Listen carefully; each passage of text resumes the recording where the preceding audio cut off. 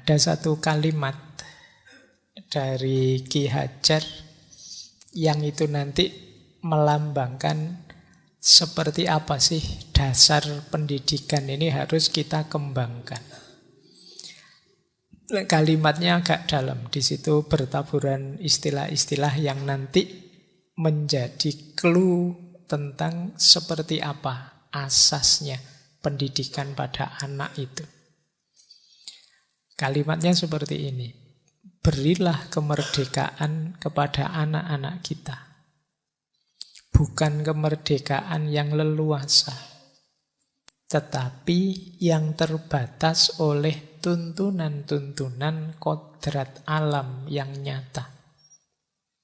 Dan menuju ke arah kebudayaan, yaitu keluhuran dan kehalusan hidup manusia. Kemudian agar kebudayaan itu dapat menyelamatkan dan membahagiakan hidup dan penghidupan diri dan masyarakat, maka dipakailah dasar kebangsaan. Tetapi dasar tersebut jangan sekali-sekali melanggar atau bertentangan dengan dasar yang lebih luas, yaitu dasar kemanusiaan. Ini menarik ya, ini satu kalimat, satu paragraf yang isinya asas-asas pendidikan yang harus kita kembangkan. Mungkin kalau kemarin kita ketemunya di kemerdekaan, kodrat alam, kebudayaan, mungkin kemanusiaan. Nah kalau di Ki Hajar ini ada satu tambahan, yaitu kebangsaan. Kalau asas kemerdekaan, kita sudah tahu bagaimana kita harus memahami potensi anak-anak kita, keistimewaan apa yang mereka miliki, kemudian kita aktualkan potensi itu. Kita biarkan dia menjadi dirinya sendiri sesuai dengan kodrat yang dia miliki. Ini prinsip kemerdekaan. Kemarin sejak Montessori itu sebenarnya ini kita belajar ini. Prinsip kemerdekaan. Nanti kita ada konsep khusus dari Ki Hajar untuk kemerdekaan. Yang kelihatannya hari ini kan diadopsi oleh Departemen Pendidikan untuk dengan istilah kurikulum Merdeka Belajar. Jadi nanti ya biar tidak salah paham, kita cek maksudnya Ki Hajar seperti apa. Kemerdekaan itu tidak boleh dilepaskan dari kodrat. Makanya kata beliau, kemerdekaan bukan kemerdekaan yang leluasa. Maksudnya bukan kemerdekaan yang leluasa, itu bukan liar. Bukan, apa kalau bahasa Jawa ini, bukan sakarepe dhewe. Wah, enak sekarang Pak, merdeka belajar. Jadi saya sekarang merdeka, mau belajar apa tidak belajar boleh misalnya. Tidak begitu. Jadi kemerdekaan itu dibatasi dengan kodrat alam. Kalau bahasa agama mungkin istilahnya sunnatullah. Jadi kita bebas jadi diri kita seperti apapun, tapi harus diawali dan disesuaikan dengan kodrat hidup kita. Jadi ya sederhananya biar kita tidak asing, tidak jauh dari kenyataan diri kita. Kuatirnya kalau sekedar merdeka, sekedar bebas, terus pilihan kita tidak cocok, tidak sesuai, ya akhirnya menyusahkan kita sendiri. Untuk bisa cocok dan sesuai pilihan kita, ya paham kodrat kita, sunnatullah hidup kita. Jadi sunnatullah itu pola-pola kenyataan, pola-pola realitas dalam hidup kita. Hidup ini kan ada polanya. Nah, kemudian prinsip ketiga, kebudayaan. Jadi arahnya kemana pendidikan itu? Yo membentuk manusia yang berbudaya. Kalau di situ disebut manusia yang luhur dan halus hidupnya. Karena dasarnya akal budi. Akal budinya hidup dan didaya gunakan. Jadilah dia orang yang berbudaya. Itu pun budaya harus dikembangkan dalam konteks kebangsaan. Kita ini lahir di wilayah tertentu dengan kebangsaan tertentu, di tempat tertentu dengan ciri tertentu. Jadi wadahnya bangsa, identitas kita sebagai bangsa. Jangan lupa, nanti di kebangsaan Ki Hajar menjelaskan, ya kita harus bersatu, kita harus kompak, kita harus maju bareng-bareng, kita cerdas bareng-bareng. Itu kesadaran kebangsaan namanya. Jangan yang sebagian ingin enak terus, yang sebagian dapat susah terus. Kita harus kompak bareng-bareng. Jadi budaya itu bergerak dalam ranah kebangsaan. Meskipun begitu, ya kita kompak sebagai bangsa, kita ingin maju, kita juga harus sadar kita itu bagian dari seluruh umat manusia. Maka jangan lupa penciri kita sebagai manusia. Jadi ini 5 asas pendidikan. Iya kita merdeka, tapi ya tetap harus sesuai dengan kodrat alam. Kita harus memahami lingkungan sekeliling kita. Apa yang kita lakukan dalam konteks kodrat alam itu, kita jadi manusia yang berbudaya. Ke arah mana budaya ini kita arahkan? Ya, ke arah kebangsaan yang jadi wadahnya. Sebagai bangsa kita harus maju bersama, sukses bersama, makmur bersama, cerdas bersama.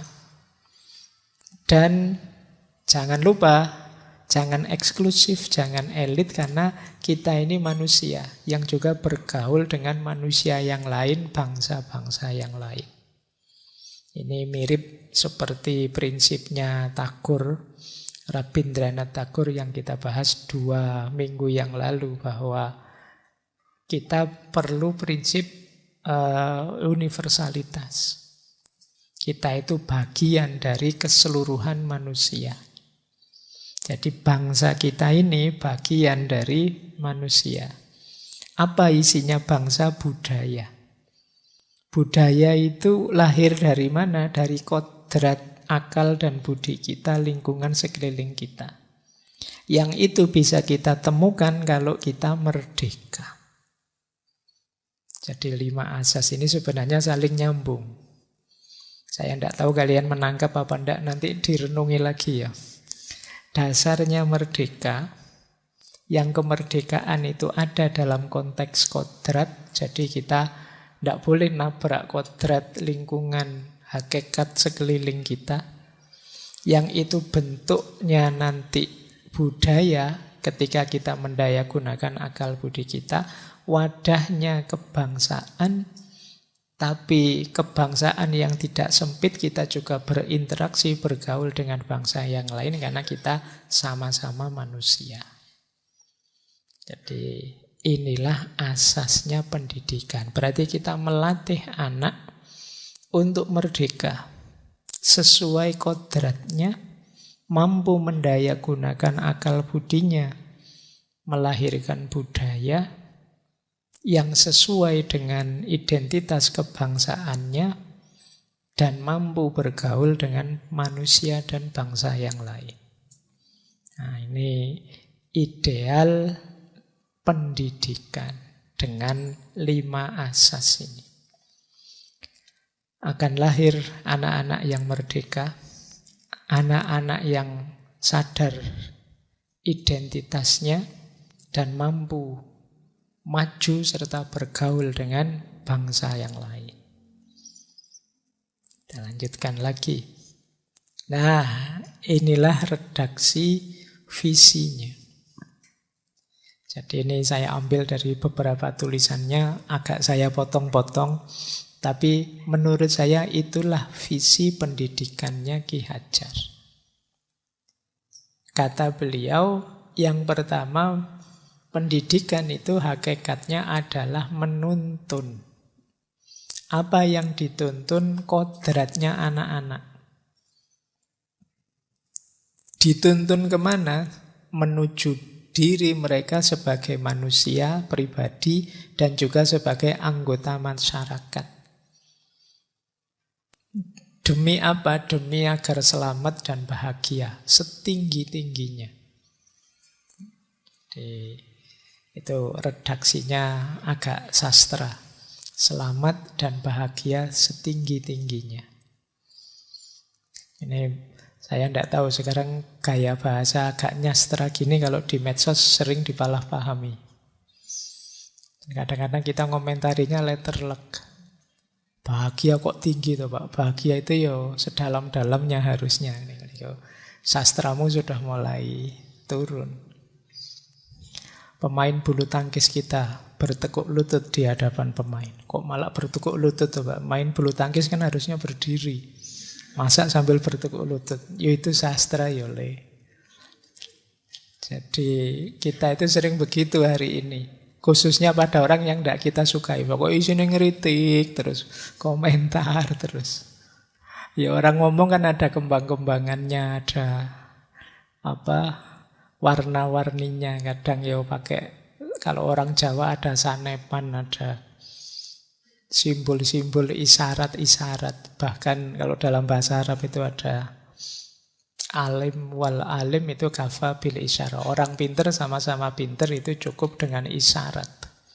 Jangankan kata, isyarat saja cukup. Tapi sekarang kita kadang-kadang diminta untuk ngomong terang-terangan sejelas-jelasnya. Kalau pakai bahasa kias terus disalahpahami. Baik, ini contohnya bahasa yang agak dalam kan seperti ini. Kalian untuk memahaminya mungkin harus membaca 2-3 kali.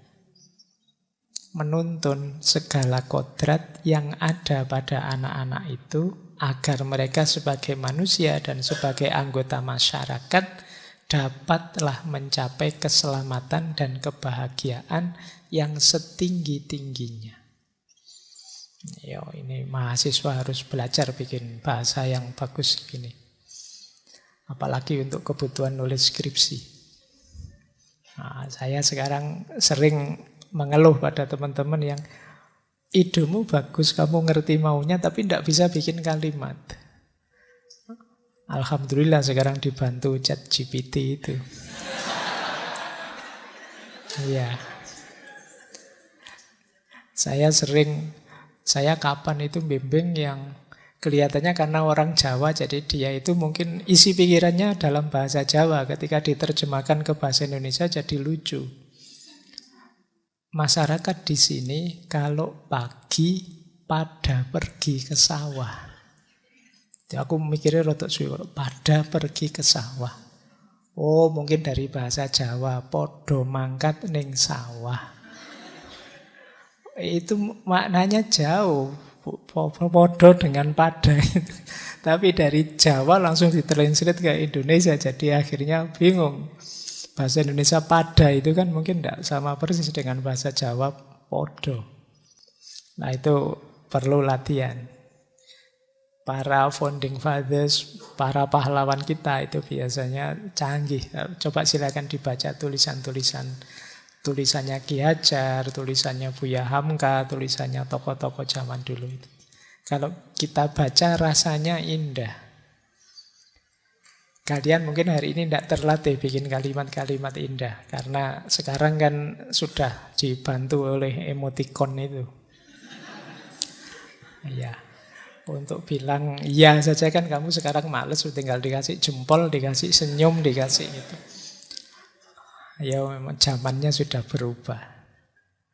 Nah yang kedua visi pendidikan itu, kalau tadi menuntun, yang kedua mendidik. Mendidik anak agar berjiwa kebangsaan dan berjiwa merdeka. untuk menjadi kader-kader yang sanggup dan mampu mengangkat derajat nusa dan bangsanya sejajar dengan bangsa lain yang merdeka. Jadi ini biar kita punya jiwa kebangsaan dan jiwa yang merdeka, terus kita berkembang sedemikian rupa agar bangsa kita ini sejajar, setara dengan bangsa lain. Nah, ini menarik istilah jiwa merdeka, jiwa kebangsaan ini. Mungkin sekarang banyak yang merasa saya bebas kok Pak, saya merdeka, saya ingin jadi apa saja terserah saya tahu itu. Yang sulit mungkin jiwa kebangsaan ini hari ini mungkin sering tergerus. Banyak yang tidak pede lagi dengan bangsanya. Banyak yang isinya mengeluh, dasar orang plus 62. Dasar negara negara berflower, kemarin saya baca negara berflower, mikirnya suwe, maksudnya negara berkembang. Iya. Jadi kita banyak sekarang menemukan fenomena-fenomena saudara-saudara kita, teman-teman kita yang kecewa dengan bangsanya, tidak puas.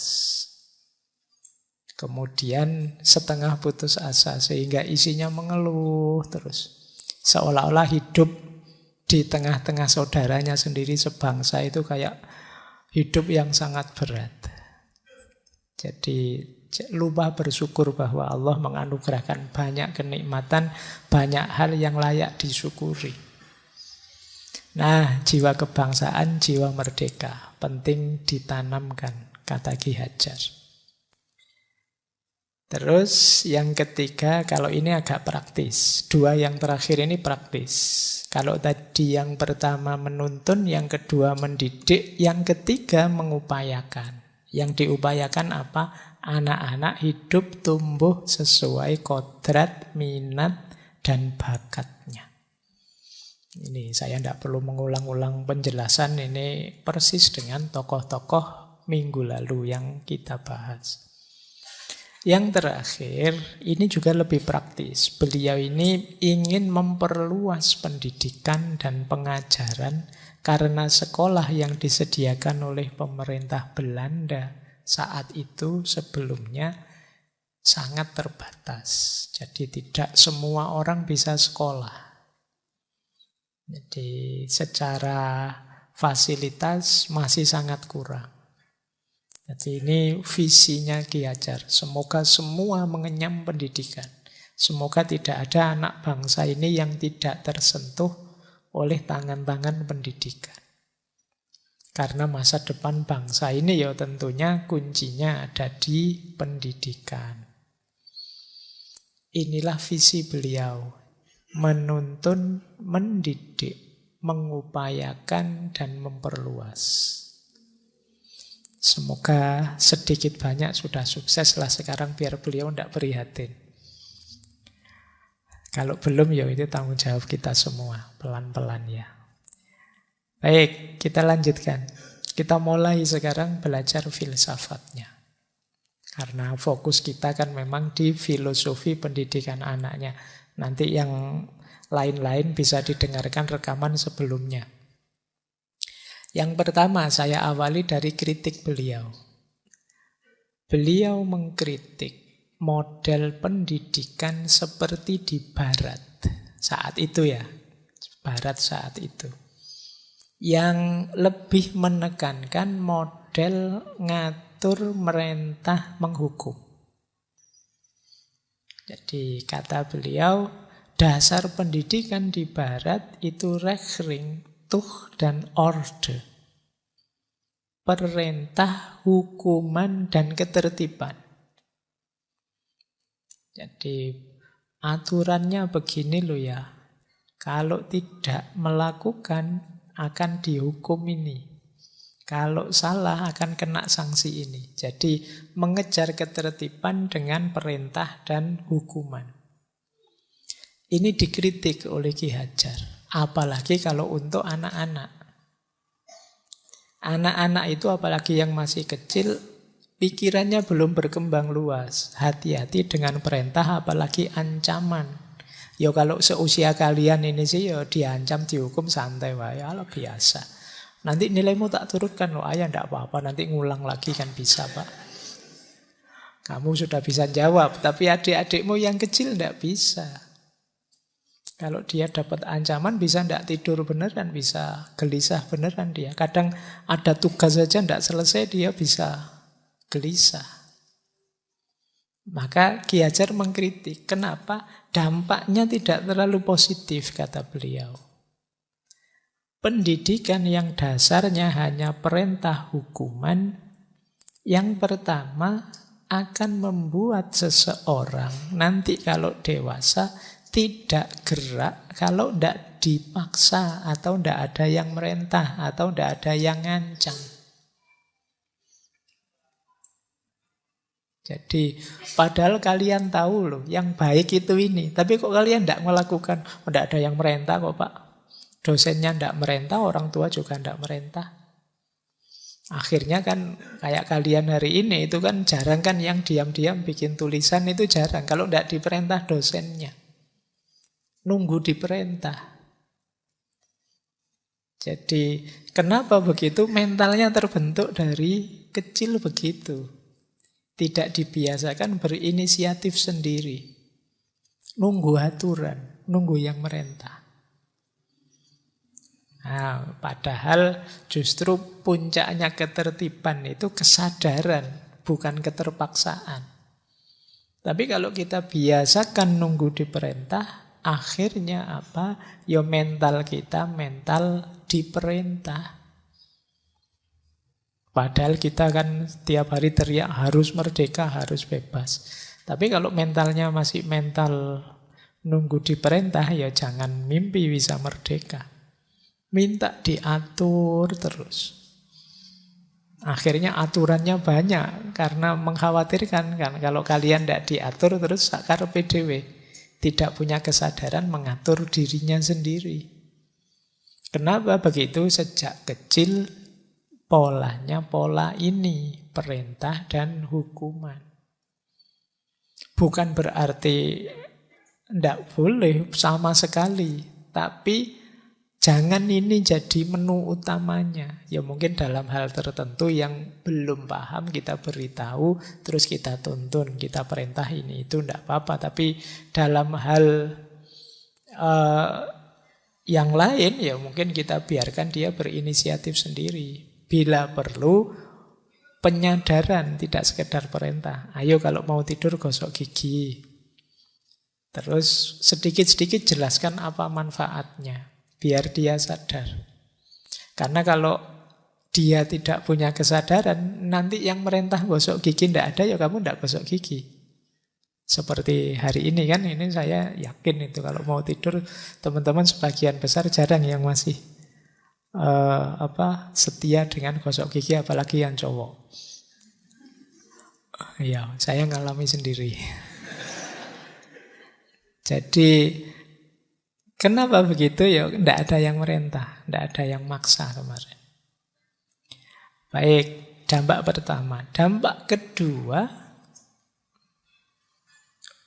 budi pekerti.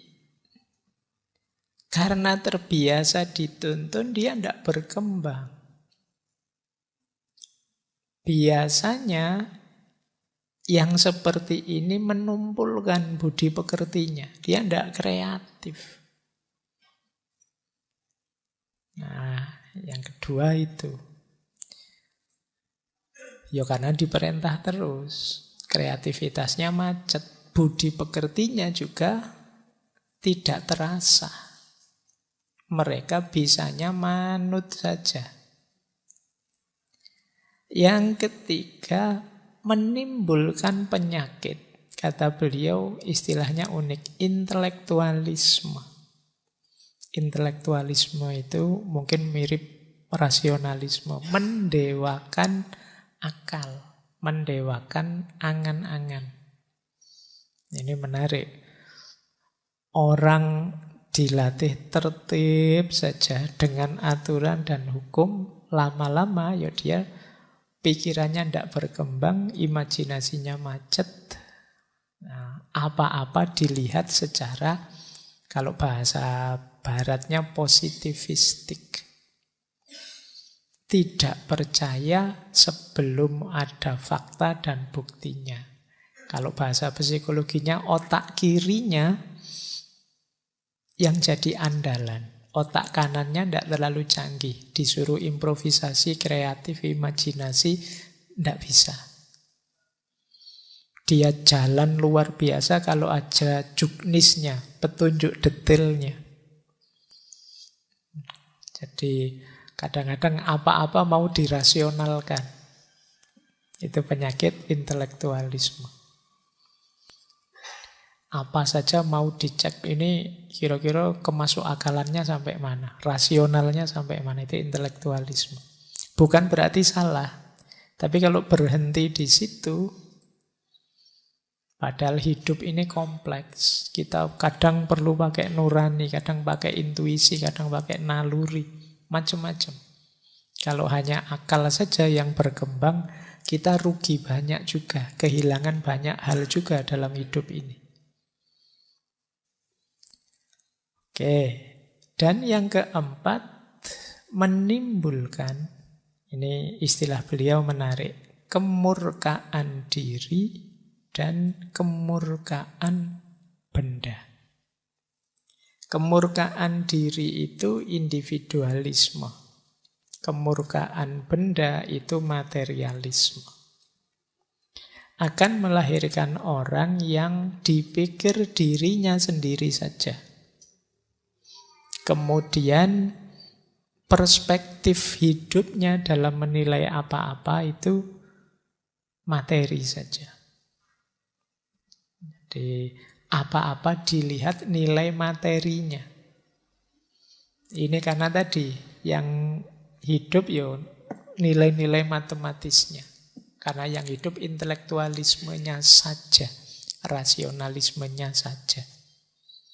Jadi beliau mengkritik model pendidikan semacam ini yang beliau sebut model ketertiban, perintah dan hukuman. Kurang kreatif. Yo, model seperti ini nanti memang potensial melahirkan pegawai-pegawai yang baik. Ini yang dicari kan, kalian kan yang kalian pikir kan begitu, nanti kan lulus melamar kerja kan begitu. Untuk jadi pegawai. Dan untuk jadi pegawai memang butuh hidup yang tertib, teratur, serba terukur. Tapi itu tadi individualistik dan materialistik. Baik, ini kritik ya, yang nanti boleh kalian diskusikan. Apa ya kita masih seperti ini mindset kita? Kelihatannya sudah tidak ya. Tidak beda. Oke, baik. Kita lanjutkan lagi. Ini filosofinya masih panjang beliau. Yang kedua, ini tadi yang disebut kemerdekaan dalam belajar. Apa sih kemerdekaan dalam belajar itu? Yang pertama, membentuk seseorang dimulai dari pengembangan potensi dan bakatnya, kalau sekarang mungkin plus minatnya.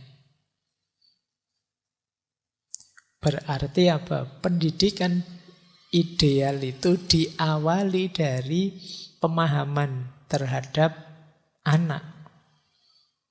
Kalau belum, harus ada observasi, harus ada pendalaman tentang potensi, bakat, minat masing-masing anak. Tidak mungkin kan kita bisa tiba-tiba mengembangkan kalau tidak tahu yang harus dikembangkan apa. Jadi makanya ini disarankan untuk pendidikan anak-anak itu dimerdekakan mereka. Dalam arti jangan terlalu diikat, diarahkan kemana-mana. Coba digali dulu.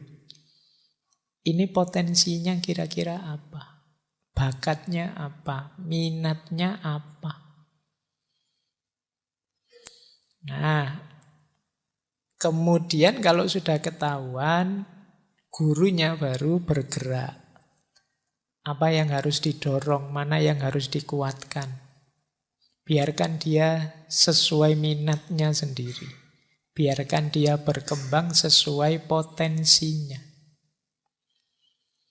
Nah, tapi ada rumus begini kalau membaca Ki Hajar itu.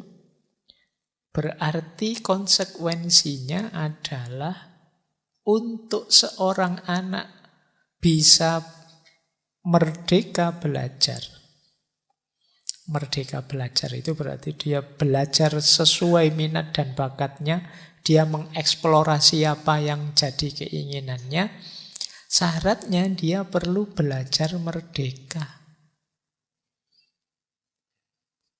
Jadi tidak sekedar merdeka belajar. Perlu belajar merdeka. Banyak anak-anak apalagi mahasiswa juga ada yang dia tidak bisa untuk merdeka. Hidupnya tergantung terus. Hidupnya jadi follower saja. Subscribe ini, subscribe itu, ikut ini, ikut itu, kan hidup jadi follower. Jadi dikendalikan oleh idola-idolanya. Entah siapa idola itu. Ini berarti apa? Dia harus belajar lagi caranya merdeka. Untuk jadi dirinya sendiri, kemudian mengembangkan dirinya sesuai yang dia inginkan. Kalau tidak dilatih dulu caranya merdeka, sulit untuk merdeka belajar. Kalau kalian misalnya wis sudahlah, kamu gali sendiri, nanti kamu dalami sendiri, biasanya terus tidak jalan. Paling kalian tanya, saya harus melakukan apa ya Pak? Saya harus baca buku apa ya Pak? Saya harus mendengarkan channel yang mana ya Pak? Saya sering dapat pertanyaan begitu.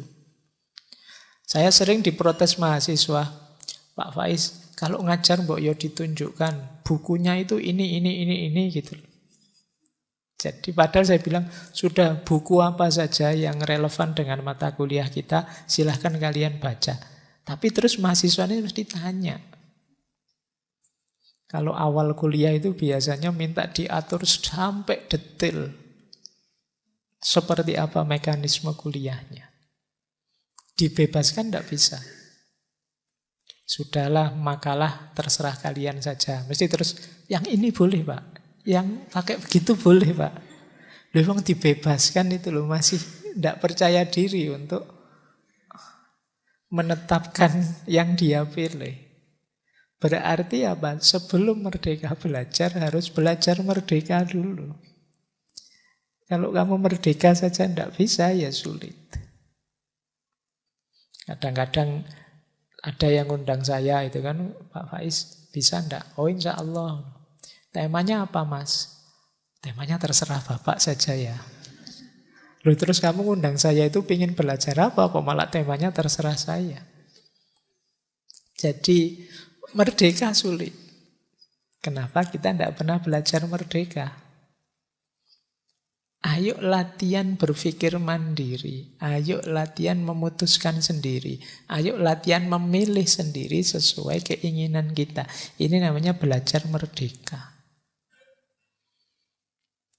Kalau ini saja kita tidak mampu, gimana bisa merdeka belajar? Wong kalian tidak tahu keinginanmu apa, bakatmu apa, minatmu kemana. Kalian tidak bisa merdeka selama ini hanya ikut arus saja. Yang lain ke utara, yang lain ke selatan lah. Gimana jadi dirimu? Gimana bisa merdeka?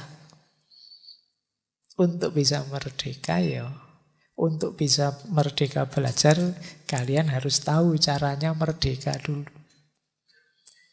Yo kita sudah 70 berapa tahun?